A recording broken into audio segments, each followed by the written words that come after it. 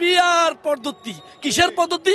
Vote দিব মেহেন্দিগঞ্জ, যাইব গোপালগঞ্জ, যত চর আছে সব চর দখল করে এই চরমোনাই লোকেরা। এই চরমোনাই হলো একটা বন্ড, একটি প্রতারক দল, একটা মিথ্যাবাদী দল। এরা ধর্মের নামে ব্যবসা করে। জীবনে তাদের একটা আসন পাওয়ার ক্ষমতা রাখে। আমি কাকে ভোট দিব সেই লোককে আমার চিনতে হবে। সে কি চোর না বাটপার না লুচ্চা, তাকে আমি না জেনে ভোট দিব। পিয়ার পদ্ধতির সিস্টেমটা হলো এরকম। মূলত কথা হলো কি জানেন, কিছু কিছু লোক আছে না, কিছু কিছু পুরুষ আছে না, যাদের সন্তান জন্ম দেওয়ার ক্ষমতা রাখে না, তাদেরকে বলা হয় না এরকম পিয়ার পদ্ধতি লেগে এরকম, তাদের তো একটা আসন পাওয়ার ক্ষমতা রাখে না। এই জন্য তারা পিয়ার পদ্ধতি নির্বাচন চায়। আমরা একটি কথা বলতেছি, বাংলাদেশে ইতিহাসে বাংলাদেশ স্বাধীনের পরে যতগুলো নির্বাচন হয়েছিল, যে সিস্টেমে আমরা ওই সিস্টেমে নির্বাচন করতে চাই।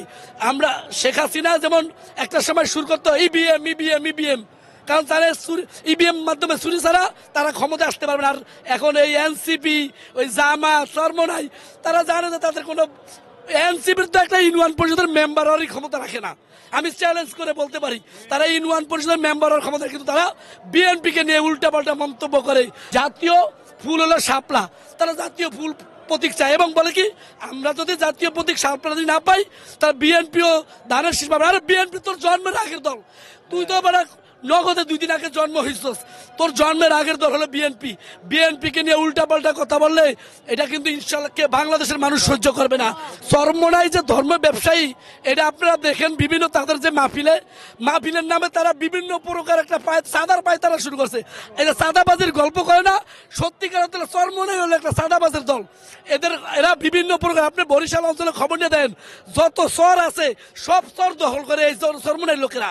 এবং তারা মাহফিল আসলে, একটা মহিলার কথা শুনেন, মাহফিল আসলে মানুষের বাসের ধারের বাস কাইটা জোরপূর্বক নিয়ে যায় এবং ওই সময় মানুষকে বলা হয় তোমরা এখান থেকে বাসা বাড়ি ছেড়ে চলে যাও, নাইলে তোমাদেরকে রাত্রে আধারে হামলা করা হবে। এই চরমোনাই হলো একটা বন্ড, একটি প্রতারক দল, একটা মিথ্যাবাদী দল। এরা ধর্মের নামে ব্যবসা করে। এরা পুরো জাতি, পুরো বাংলাদেশের মানুষ জানে এরা কত বড় লুবি জানে না। 2018 সালে তারা 300 আসনে প্রার্থী দেয়। জীবনে তাদের একটা আসন পাওয়ার ক্ষমতা রাখে। কারণ আপনারা জানেন তারা এক ভাই চেয়ারম্যান হয়েছে, হেও ভোট পিটিয়ে চেয়ারম্যান হইতে। চরমোনাইয়ের ইতিহাস, ভোট পিটিয়ে চেয়ারম্যান হইতেছে গো। জনগণের ভোটে চরমোনাই একটা ইউনিয়ন পরিষদ চেয়ারম্যান হওয়ার ক্ষমতা রাখে না।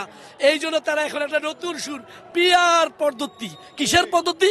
ভোট দিব মেহেন্দিগঞ্জ, যাইব গোপালগঞ্জ, এটার আমি কারে ভোট দিব, কারে নির্বাচিত করবো, কে আমার এলাকার এমপি হবে সেটা আমি জানবো না।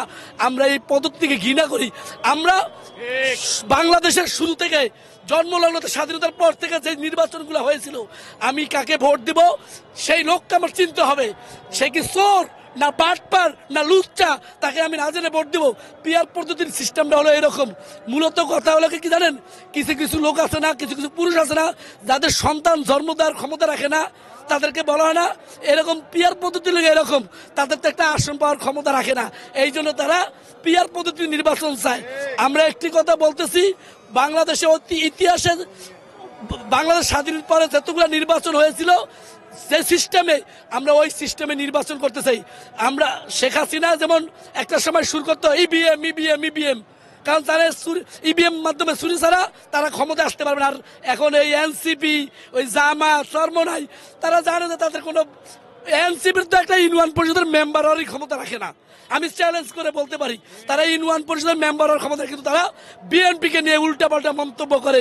বিএনপিকে বলে তারা আপনারা জানেন বাংলাদেশের জাতীয় ফুল হলো শাপলা, তারা জাতীয় ফুল প্রতীক চায় এবং বলে কি আমরা যদি জাতীয় প্রতীক শাপলা যদি না পাই তার বিএনপিও ধানের শীষ পাবে। আরে বিএনপি তোর জন্মের আগের দল, তুই তো আবার নগদে 2 দিন আগে জন্ম হয়েছিস, তোর জন্মের আগের দল হলো বিএনপি। বিএনপিকে নিয়ে উল্টাপাল্টা কথা বললে এটা কিন্তু ইনশাল্লাহ বাংলাদেশের মানুষ সহ্য করবে না।